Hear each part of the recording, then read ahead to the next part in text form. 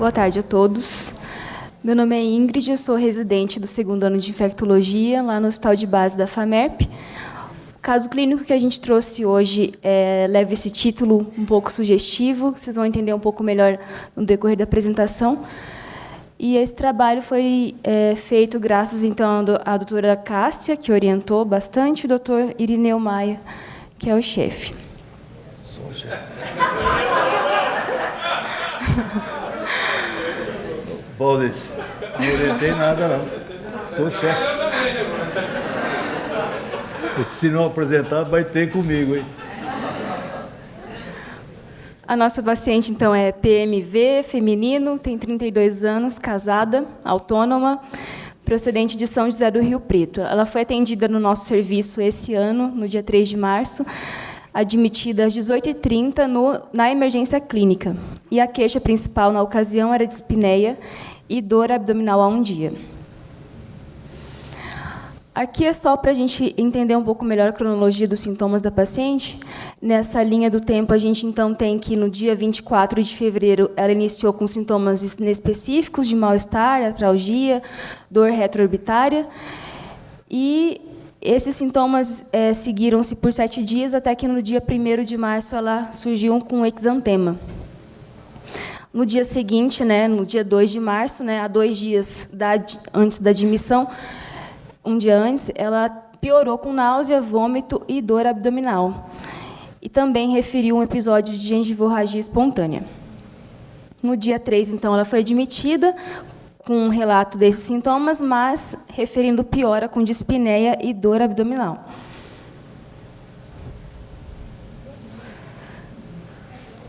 Na admissão dela, ela se encontrava em um regular estado geral. O que chamava atenção era um pouco de taquipneia, com dessaturação em ar ambiente, 88%, precisando de máscara e chegando a saturar 94%, com 4 litros. Tinha estertores em base direita, em terço médio à esquerda, cardiovascular era normal, e o abdômen realmente tinha dor em epigastro e hipocôndrio direito, não tinha defesa nem irritação peritoneal. Nos membros já não tinham nenhum sinal de rache, nem edema, não tinha nenhum exantema.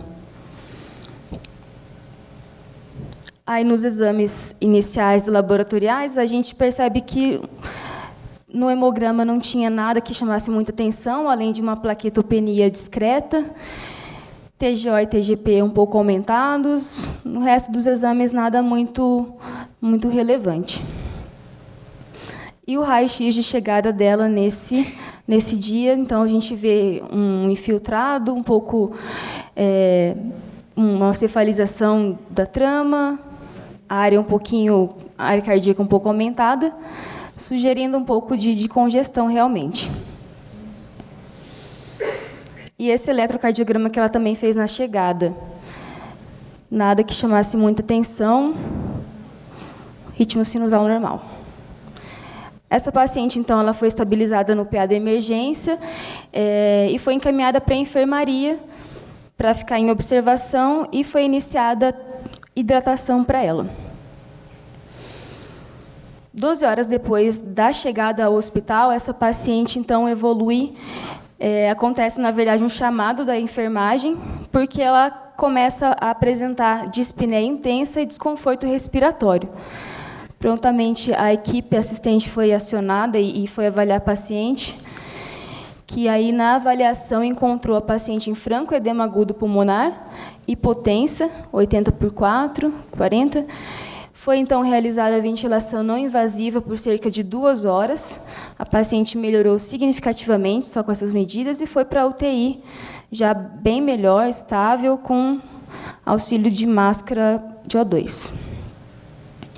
E aí, comparando os 2 raios-x, o da chegada, ali do outro lado, e 15 horas de intervalo entre a chegada e essa descompensação, a gente vê uma nítida piora radiológica. Aumento desse infiltrado bilateral, chegando a apagar um pouco ali o seio costofrênico à esquerda. Essa paciente, já na UTI, então, foi submetida a uma série de exames para investigar o porquê dessa descompensação, pensando, então, no acometimento cardíaco. Foi submetida a um ecocardio, que realmente demonstrou um acometimento de ventrículo esquerdo, com disfunção, hipocinesia, e uma fração de ejeção de 38%. Isso foi também confirmado com exames positivos de ProBNP acima de 5.000, troponina alta, CPK e SKMB.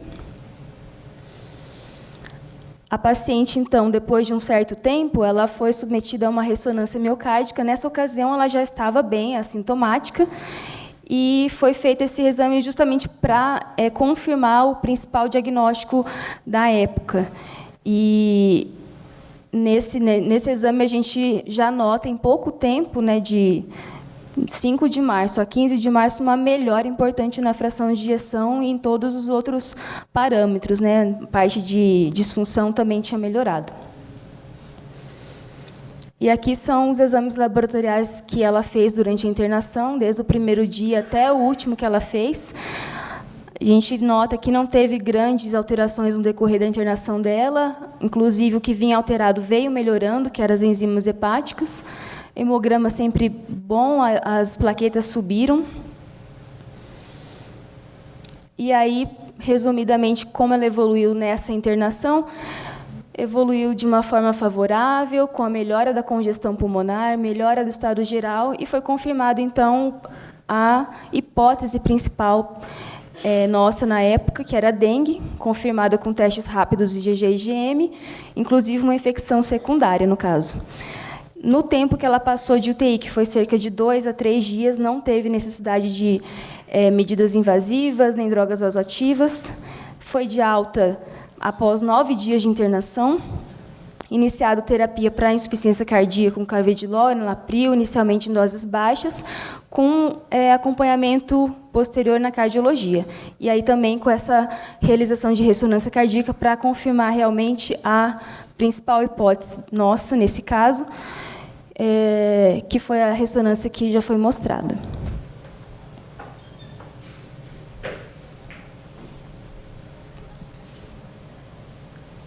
Vocês querem fazer alguma participação aqui?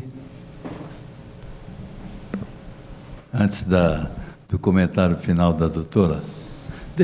Eu sei que o Benedito vai falar, mas deixa eu falar antes dele.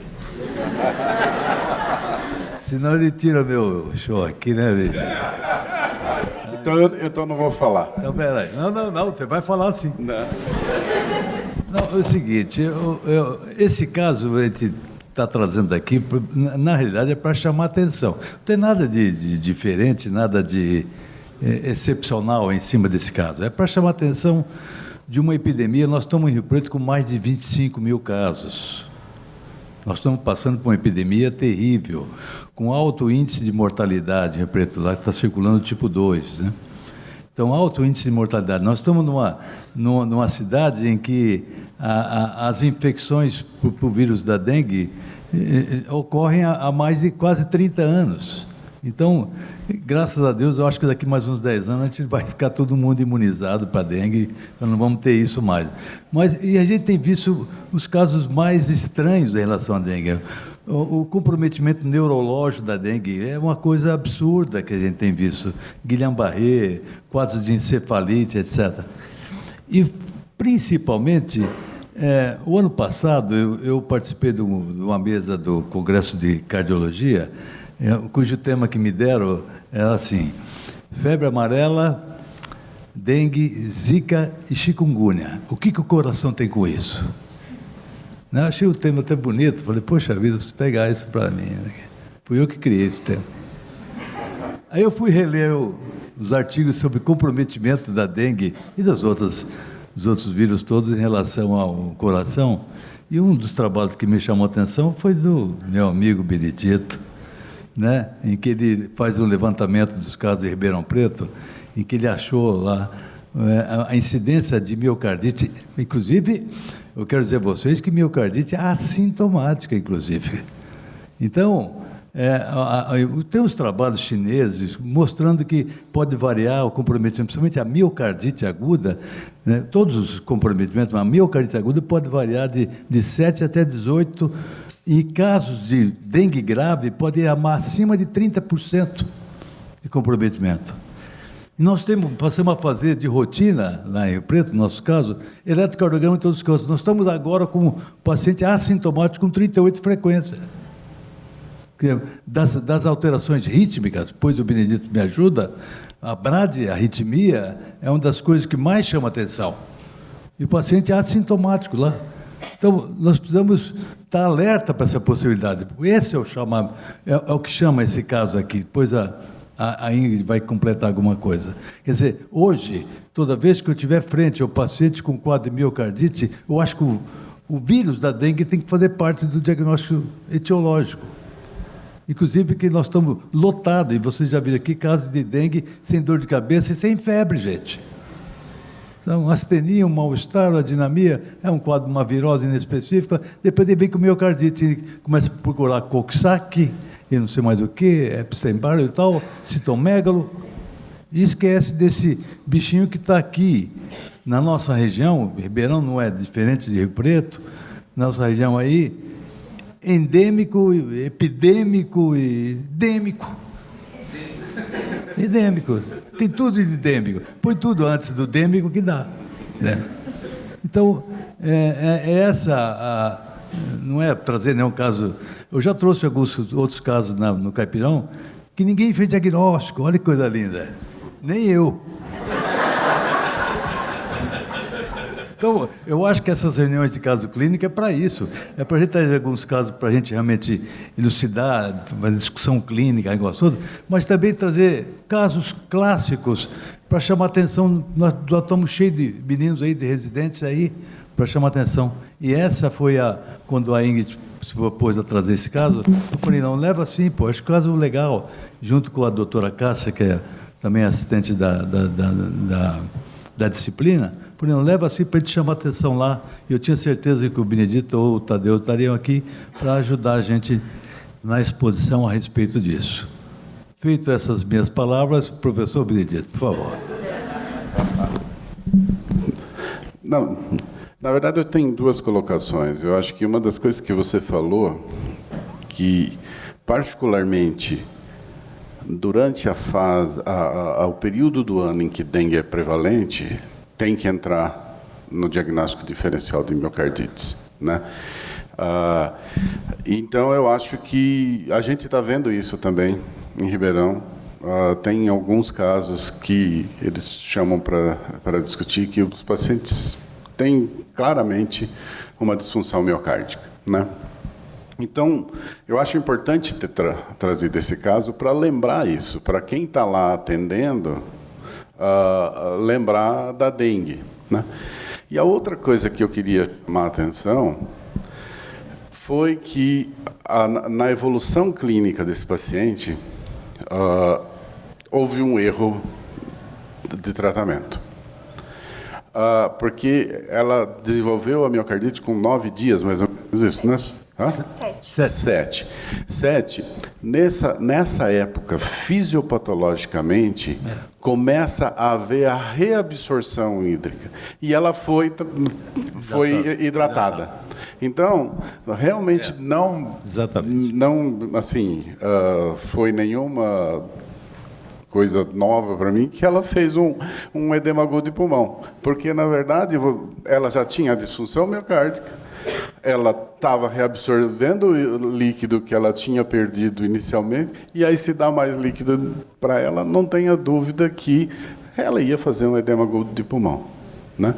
Agora, a coisa boa, quer dizer, ela foi encaminhada para o ambulatório da cardio. Muito provavelmente daqui a um mês, 2 meses, eles vão dar alta para ela. A experiência nossa lá, os pacientes recuperam completamente. É uma miocardite aguda que não leva a sequelas para o coração. Então, os pacientes, pelo menos que a gente seguiu durante um tempo, tanto que depois a gente até deu alta do ambulatório, porque eles simplesmente retornaram à função miocárdica sem nenhum problema, né? Por que eles têm ou não, é difícil de saber, né? Uma das coisas que o Maia colocou, e que é possível que seja uma das causas dessa miocardite, assim como a gente está vendo muito caso mais grave lá em Ribeirão nesse ano, é a infecção secundária por um sorotipo diferente daquele que causou as epidemias prévias, né?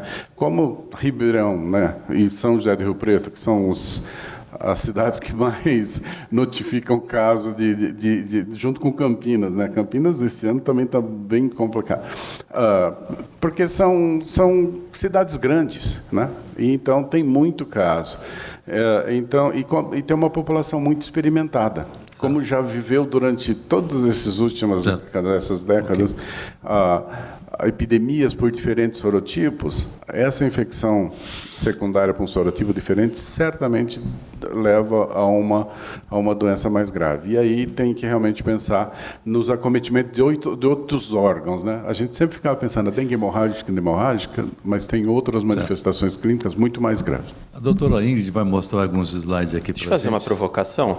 Vocês vacinariam essa paciente para dengue depois que ela se recuperasse de receber esse alta da cardio, com a vacina que nós temos disponível? Eu não. Eu estou esperando a vacina do Butantan. Mas essa...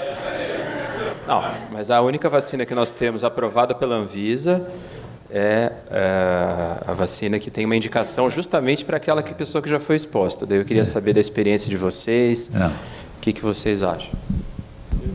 Se ela quisesse vacinar, eu vacinaria. Vacinaria porque é a única indicação da vacina para ela. O meu grande problema é o seguinte: quantas dengues ela já teve? Pode ser que ela já tenha tido essa, pode ser que essa seja a quarta, você está entendendo? Mas em termos de, se você pensar, se ela chegasse para mim, olha, posso vacinar? Pode. Ela está na faixa etária e ela está dentro daquelas do grupo que não vai ter a doença grave. Então, na verdade, esse é o tipo de paciente que você deve vacinar. Os outros, nenhum. E é esse o paciente que do laboratório quer que a gente vacina também. Bom, rapidamente, alguns conceitos teóricos do que já foi comentado. As manifestações cardíacas específicas da dengue são bastante raras, só que no contexto de dengue grave, como foi o caso, ela acaba sendo bastante frequente. E isso tudo se deve basicamente ao mecanismo de aumento da permeabilidade vascular que acontece na dengue. Aí, algumas das manifestações cardíacas específicas que a gente pode citar são as arritmias, disritmias, alterações de eletro, miocardite, que é o caso nosso que a gente trouxe, que é a alteração mais documentada atualmente, e a disfunção miocárdica, que todas essas, no geral, têm a sua porcentagem de frequência bastante imprecisa, justamente porque não tem nada, hoje em dia, assim, estudos longos que verifiquem essa frequência ao longo do tempo nos pacientes com dengue, justamente porque não há uma investigação específica nesses pacientes.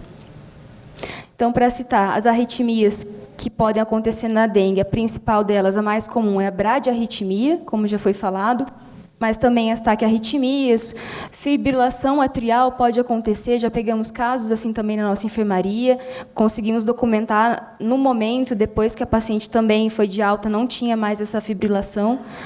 Alterações de onda T, também podemos observar alterações de segmento ST. A miocardite, como já foi falado, é a complicação mais documentada e ela pode se apresentar de várias maneiras, né? Ou com oligosintomas, ou mesmo assintomática, ou em casos fulminantes de morte súbita. E ela vai comprometer, então, vai se apresentar de diversas maneiras. Clinicamente, como foi citado, decorrente de um dano miocárdico global, e a gente pode documentar isso tanto por exames de imagem com a ressonância, como também por aumento de marcadores cardíacos, alterações de eletro.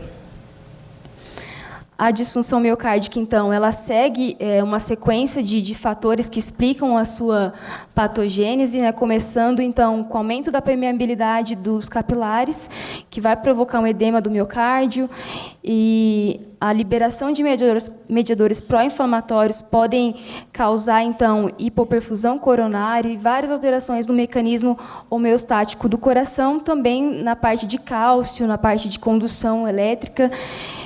E todas essas alterações, elas são, então, transitórias, tanto que, como foi citado, essa paciente ela evoluiu de maneira satisfatória, com melhora da disfunção cardíaca, e, infelizmente, tem aqueles casos fulminantes, mas que, felizmente, são raros. E aí, depois, então, que passa o curso da doença da dengue, esses pacientes tendem a evoluir bem com o retorno da função miocárdica. Aqui, só para ilustrar o que já foi falado sobre o mecanismo fisiopatológico e imunológico da dengue no dano miocárdico, né? Lembrar que esses pacientes com dengue exigem mais fluidos, mas aí que a gente tem que ficar atento no tempo da doença e como esse paciente se apresenta, justamente para evitar mais complicações pela sobrecarga de líquidos. E aí, então, com esse alerta de cuidado com fluidos e também se atentar para o momento ideal para começar droga vasoativa, a gente pode lançar a mão de um esquema para investigar e acompanhar esses pacientes. Como já foi dito, não tem nada formalizado, não tem uma recomendação de algum consenso que diga para nós como devemos nos portar diante desses pacientes, mas alguns artigos já propõem algumas sequências do que a gente fazer com esses pacientes, como, por exemplo, esse daqui. Nos pacientes com dengue, eles orientam, então, a gente, em casos de bradicardia ou taquicardia, em casos de pacientes sintomáticos, né, com sintomas cardiológicos, ou em pacientes de alto grupo, de alto risco, como aqueles mais idosos, que já têm comorbidades, a gente fazer eletro nesses pacientes, que é o que a gente tem tentado fazer no nosso serviço, em caso de alterações, anormalidades, submeter esses pacientes à dosagem de biomarcadores cardíacos. E aí, se também tiver alteração, submeter a um ecocardiograma. No caso daqueles pacientes que já se apresentam de maneira mais grave, com choque, que não respondem à fluidoterapia, também já submeter imediatamente ao ecocardiograma. E aí a gente tem tentado aplicar isso na nossa rotina.